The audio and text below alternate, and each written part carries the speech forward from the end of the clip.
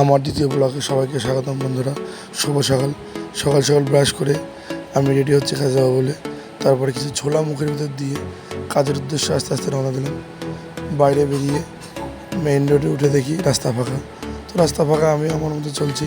যেতে যেতে মা তারা মন্দির এবং ভোলানাথের মন্দির পার করে আড়তের কাছাকাছি এসে সাইকেলটা ঠিকঠাক করে রেখে আড়তের সামনে ঢুকি। আড়তে ঢোকার মুখে থেকে খুব ভিড় তো আমার কি, আমি তো কিনবো মাছ।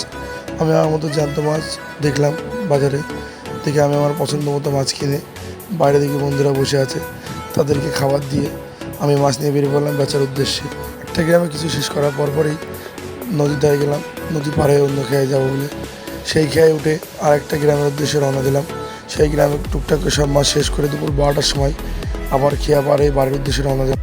তো উপরে উঠে চোখে মুখে জল দিয়ে একজনের মাঠ ভেজানো দেখে আমি আবার বাড়ির দিকে রওনা হলাম। মাঠের মেঠো পথ, গরমের রাস্তা, বাড়ি এসে গেট খুললাম। গেট খোলার পর বাড়িতে ঢুকলাম। বাড়িতে ঢুকে নিজের হাড়ি সাইকেল সব খুলে আমার বিড়াল দুটোকে একটু আদর করে আজকে ব্লগ এখানে শেষ করলাম। সবাই সুখে থাকবেন, ভালো থাকবেন এবং আমার ব্লগটা বেশি বেশি লাইক করুন, শেয়ার করবেন। ধন্যবাদ।